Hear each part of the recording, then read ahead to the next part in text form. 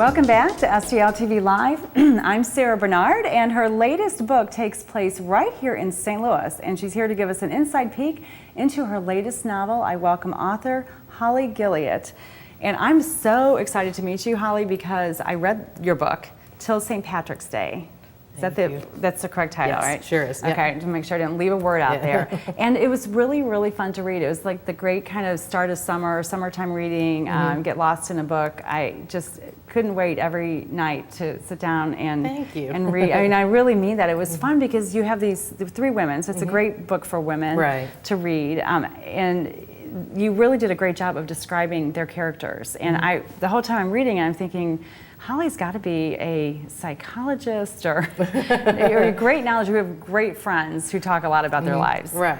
Well, and I think that comes from having great friends, actually, you know, and I think people that write tend to be observers. You know, I remember as a little girl sitting around the table when my mom would have a friend over and, you know, they probably thought I was coloring, but I was listening, you know, the whole time. So I think you just, as a writer, you're an observer. So, and when you have good girlfriends, it's easy to see how those relationships can play out. Yeah, so in the book you have three women characters who each have very different situations going on in their lives. And did you model those characters after anyone in your life? You know, I think there's pieces of a lot of people in there. I don't think there's pieces of me in probably every character. You know, there's things, you know, one of my friends or my mom might have read something and they're like, I know that was kind of a dig at me or things like that. So, you know, I think there's no one character that's, you know, oh, that's my friend Angie. It's not like that. But, you know, there's pieces of them. Yeah, and it's fun to read because it's here. It takes place in St. Louis, so you reference places in the city, places in St. Charles is very prevalent in the book, and in between, and that's kind of neat for a St. Louisan to see their own neighborhoods. Well, and that's the thing. I mean, we don't get to see that a lot. You know, I think St. Louis is a great town, and you know, you hear write what you know. Well, I know St. Louis, and I love St. Louis, and I've lived here all my life, and I thought it'd be really neat to highlight some of those places that are so neat, like you mentioned, Old St. Charles, and you know, Art Hill's mentioned, and all these neat things, and let you know some other people around the country hear about it. Yeah, it'll be interesting to see what people who haven't been to St. Louis, what their impression is of St. Louis after reading your book. So let's talk about writing, because you have kids, you have a full-time job that's not writing. How do you fit this in? My house is messy. That's okay. You know, basically there's a lot of times at night, you know, I do a lot when the kids are in bed.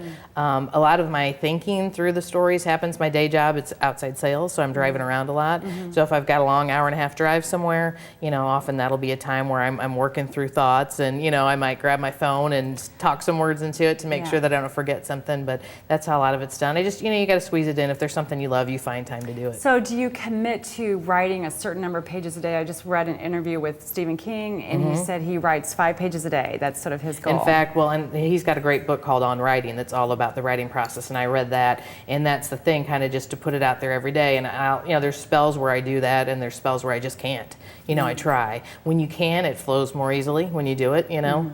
But, you know, if I can, I don't beat myself up over it. But there's also the flip side, too. They say you need to read a lot to be a good writer. So it's like, do I read today or do I write? You know, and I love reading, so. But that's a fun little homework assignment. Yeah, to exactly. Get to read more to help your job. So you've got another book already getting ready to be published? Well, I've got one coming out. It's not coming out until fall of 2014, but it's called Enough, and that will be out, you know, not this fall, but the next. And I'm working on that book finished? Yeah.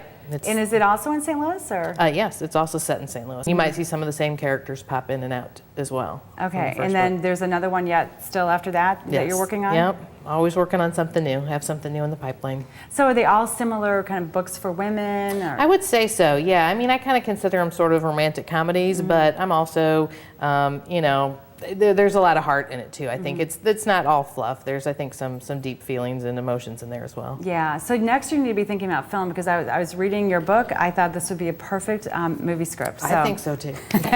So we'll work on that. Yeah. So be sure to check out Holly's book, Till St. Patrick's Day. It will be out this coming weekend, available on Amazon. It's available now as an ebook, but in paperback in just a couple days. So check it out on Amazon. And read it. Great, fun summer reading, even though the cover looks like it's in the winter. Yeah. I mean, really, it's anytime. It's an anytime book, but I enjoyed it at the start of summer. So we'll be right back with more STL TV Live, but first, let's take a look at today's featured hot job brought to you by Slate and Missouri Workforce Development.